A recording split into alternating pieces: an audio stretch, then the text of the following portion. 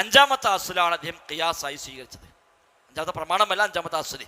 മദ്ഹബിൽ ഒരു ഹുക്ം പറയുമ്പോൾ ഈ പറയപ്പെട്ട നാലുമില്ലാത്തത് മാത്രമാണ് അദ്ദേഹം ഖിയാസിലേക്ക് പോയിട്ട്. ഖിയാസ് പ്രമാണമാണ്, ഇമാം അഹ്മദ് തർക്കമില്ല. പക്ഷെ ഖിയാസ് എപ്പോൾ സ്വീകരിക്കാം? ഒരു വിഷയത്തിൽ ഖുർആനിൽ തെളിവില്ല, ഹദീസിൽ തെളിവില്ല, സ്വഹാബിമാരുടെ ഫത്വ ഇല്ല, ഈ പറയപ്പെട്ട നിബന്ധന ഒത്ത ദഈഫ് ഹദീസ് പോലും ആ വിഷയത്തിലില്ല എങ്കിൽ ഇനി എന്ത്? അപ്പൊ ഖിയാസ് ചെയ്യാം. സ്ഥിരപ്പെട്ട ഒന്നിനോട് ഈ സ്ഥിരപ്പെടാത്തതിനെ താരതമ്യം ചെയ്തുകൊണ്ട് ഖിയാസിലേക്ക് പോകാം. പക്ഷെ അദ്ദേഹം വളരെ അപൂർവമായി മാത്രമേ ഖിയാസിലേക്ക് പോയിട്ടുള്ളൂ എന്നാണ്.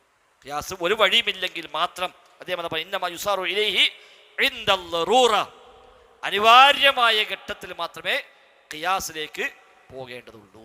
കാരണം ഖിയാസ് ഒരു കവാടം തുറക്കലാണെന്നാണ് അദ്ദേഹം പറഞ്ഞത്. അതാണ് അനുഭവിച്ചു കൊടുത്താൽ പിന്നെ വേണമെങ്കിൽ എല്ലാം ഖിയാസാക്കിയിട്ട് അങ്ങനെ അതിലൂടെ ചെയ്തു പോരാൻ സാധ്യതയുണ്ട്. അതുകൊണ്ട് മറ്റ് ഒരു മാർഗവും ഇല്ലാത്തടത്ത് ഖിയാസുകളെ സ്വീകരിക്കാം എന്നാണ് ഇമാം അഹ്മദ് ഹംബലി റഹിമഹുല്ലാഹ് തൻ്റെ മദ്ഹബിൽ വീക്ഷണമായി സ്വീകരിച്ചിരിക്കുന്നത്. ഇതാണ് ഹംബലി മദ്ഹബിൽ ഫിഖ്ഹിൻ്റെ ഒരു ഘടന. ഇപ്പം ഖുർആന്, സുന്നത്ത് അത് ഒന്നാം പരിഗണന. രണ്ട് സ്വഹാബിമാരുടെ ഫത്വകൾ, അതിൽ തന്നെ പറഞ്ഞു വ്യത്യസ്ത ഫത്വ ഉണ്ടെങ്കിൽ സ്വീകരിക്കുന്ന മറ്റൊരു രീതി. പിന്നെ മുർസലായ ദഈഫായ റിപ്പോർട്ട് അടക്കം അദ്ദേഹം സ്വീകരിച്ച മേഖലകൾ, അതൊന്നുമില്ലാത്തടത്ത് അദ്ദേഹം ഖിയാസിലേക്ക് പോകുന്നു. ഇജ്മാ പ്രമാണമാണ്, പക്ഷെ അദ്ദേഹത്തെ വാദപ്രകാരം ഇജ്മാ എന്നുള്ളത് പൊതുവെ നമുക്ക് പറയാൻ കഴിയുന്ന ഒന്നല്ല. ഇജ്മാ ഉണ്ട് എന്ന് പറയാൻ ധൈര്യമില്ലാത്തത് കൊണ്ട് തന്നെ ഇജ്മാഇനെ അദ്ദേഹം അത്ര പ്രൊമോട്ട് ചെയ്ത് പറഞ്ഞതായി കാണാൻ സാധിക്കുന്നില്ല. അതാണ് അദ്ദേഹത്തിന് പൊതുവെ ഈ. അതുകൊണ്ട് ഹംബലി മദ്ഹബിൽ ഒരു വിഷയത്തിൻ്റെ ഹുക്ം പറയുമ്പോൾ ഈ ഓർഡറിലാണ് പറയുക. ഹംബലി മദ്ഹബിൽ ഒരു വിഷയം കൈകാര്യം ചെയ്യുമ്പോൾ അത് പാടുണ്ടെന്നോ പാടില്ലെന്നോ കറാഹത്താണെന്നോ വാജിബാണെന്നൊക്കെ പറയുമ്പോൾ ഈ ഒരു പിന്നെ തർത്തീബ് പരിഗണിച്ചുകൊണ്ടായിരിക്കും അതിൽ വിധി പറയുക. അതെ, ഒക്കെ ഏകദേശം 90% ഏതാണ്ട് എല്ലാവരും ഈ ഏറ്റവും ഫർഇയായി വരുമ്പോഴാണ് ഇത് വരുള്ളൂ. അസ്ലിയായ മസ്അല എവിടെയും വ്യത്യാസങ്ങൾ വരില്ല.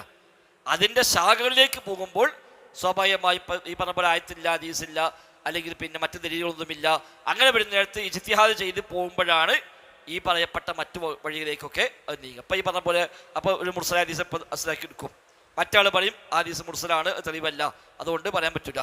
അപ്പോൾ ഈ തെളിവാക്കിയ ആൾ ഈ ഹദീസ് പ്രകാരം ഹുക്ം പറയും.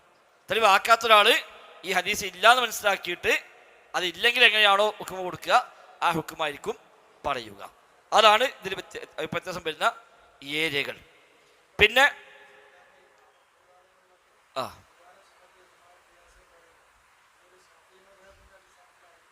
അത് യഥാർത്ഥത്തിൽ നമ്മുടെ നാട്ടിൽ ഒരു വിശദമായ ചർച്ചയ്ക്ക് പോകാത്തതുകൊണ്ടാണ് അത് എഴുതി പോകാൻ പറ്റുന്നത്. മറ്റു ഭാഷ പറഞ്ഞാൽ മൗലന്മാർക്ക് അറിയാത്തതുകൊണ്ടാണ് നമുക്ക് എഴുതി പോകാൻ പറ്റുന്നത്. അല്ലെങ്കിൽ വേണമെങ്കിൽ ചോദിക്കാം. ഇപ്പം ഖുർആൻ സ്വഹീഹ് ഹദീസ് ഇപ്പോൾ സ്വഹീഹ് ഹദീസ് നമ്മൾ ഓർക്ക് ഞങ്ങൾ ഷാഫി മദ്ഹബുകാരാണ്, ഞങ്ങൾക്ക് സ്വഹീഹ് ഹദീസ് വേണമെന്നില്ല, ഞങ്ങൾക്ക് മുർസലായാലും മതി, ഞങ്ങളത് പ്രകാരം ബാധിക്കും എന്ന് ഓര് പറഞ്ഞാൽ പറ്റില്ല. നമുക്ക് പറയാൻ പറ്റത്തില്ലോ. നമ്മോട് പറഞ്ഞാൽ നിങ്ങൾ സ്വീകരിക്കണ്ട, ഞങ്ങൾ സ്വീകരിച്ചോളാം, ഞങ്ങൾക്കിത് മതി എന്ന് പറയാം. പക്ഷെ അവിടെ നമ്മൾ തിരിച്ചു പിടിക്കാനുള്ളത് അഖീദയിലാണ് നമ്മൾ സംവാദം നടക്കുന്നത്.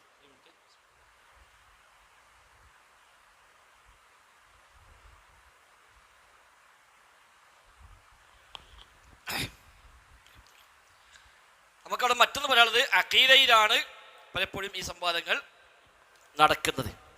അഖീദ വിഷയത്തിൽ അവർ ഷാഫി മദ്ഹബുകാരല്ല, ഫിഖ്ഹിലാണ് ഷാഫി മദ്ഹബ്. അപ്പോൾ രണ്ട് കുളത്തെ വെള്ളത്തിൽ കൈയിട്ട് ഒന്നുണ്ടാക്കാൻ പറ്റുമോ എന്നാണ് സംവാദ വിഷയമെങ്കിൽ ഓർക്ക് വേണമെങ്കിൽ ഇത് പറയാം. വിശ്വാസ മേഖലകളിൽ ഷാഫി മദ്ഹബുകാരല്ല, അശ്അരികളാണ്. അശ്അരിയത്ത് പ്രകാരം വിശ്വാസകാര്യം സ്ഥിരപ്പെടാൻ മുത്തവാത്തിർ വേണം, ആഹായത് പോലും പോരാ. അപ്പോൾ ദഈഫും പറ്റൂല, മൗദൂഉം പറ്റൂല, കിനാവും പറ്റൂല, ഈ പറയപ്പെട്ട ഒന്നും പറ്റൂല. ഇന്ന് ഏതെല്ലാം തെളിവായി കൊണ്ടുവരുന്നുണ്ടോ അതൊന്നും അവർക്ക് തെളിവാകൂല. മുത്തവാത്തിറായ ഹദീസ് ഉണ്ടെങ്കിൽ മാത്രമേ വിശ്വാസ കാര്യങ്ങൾക്ക് തെളിവായി സ്വീകരിക്കാൻ പറ്റുകയുള്ളൂ. അപ്പോൾ അത് അപ്പുറത്തുള്ളതുകൊണ്ടായിരിക്കാം ഒരു പക്ഷേ വ്യവസ്ഥ ചെയ്യുമ്പോൾ ഓലും അല്ലാതൊന്നും മിണ്ടാത്തത്. പിന്നെ ഓല് വിവരമുള്ള മൂലന്മാർ വാദിക്കല് ഇസ്തിഗാസ വിശ്വാസകാര്യമല്ല എന്നാണ്.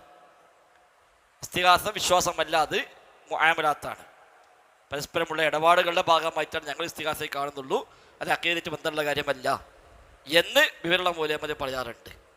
അപ്പം അത് അല്ല ഒരു വിശ്വാസത്തിന് എണ്ണിന് നമുക്ക് പിന്നെ സ്ഥാപിച്ചു കൊടുക്കാനേ അപ്പോൾ പറ്റുള്ളൂ. പോട്ടെ, അത് മറ്റൊരു ഏരിയയാണ്. അപ്പോൾ ഏതായിരുന്നാലും പൊതുവെ ഖുർആന് സ്വഹീഹ് ഹദീസ് എന്ന് പറയുമ്പോൾ സ്വഹീഹ് ആവുക എന്ന വിഷയത്തിൽ അതിന് വേണ്ട മാനദണ്ഡം എന്ത്, അതിൽ പൊതുവെ വ്യത്യാസം ഇല്ല. എന്നാൽ സ്വഹീഹ് ആയത് മാത്രം എടുക്കാവോ അല്ലെങ്കിൽ എടുക്കാൻ പറ്റുമോ എന്നത് ഫിഖഹിലേക്ക് വരുമ്പോൾ ഈ പറയപ്പെട്ട ഏരിയകൾ ഉണ്ടാകും. പക്ഷെ അതിന് പോലും പിടിച്ചാലും എന്തേ ഉള്ളൂ, ഖുർആനും സ്വഹീഹ് ഹദീസും ഒന്നും ഇല്ലാത്തടത്താണത്. അപ്പോൾ ആദ്യം സമ്മതിക്കണം, ഒരു വിഷയത്തിൽ ഖുർആൻ ഇല്ല, ഹദീസ് ഇല്ല, സ്വഹാബത്തിന്റെ ഫത്വ ഇല്ല, അങ്ങനത്തെ ഒന്നും കിട്ടാനില്ല, അതുകൊണ്ട് ഞങ്ങൾ ഈ ലൈഫ് എടുക്കുന്നു എന്നൊരു പറയുകയാണെങ്കിൽ അതോടെ എല്ലാം പൊളിഞ്ഞില്ലേ. ഇത്രയും കാലം ഖുർആൻ ആയത്ത് ഓതിയിട്ടാണ് സ്ഥാപിക്കാൻ ശ്രമിക്കുന്നത്.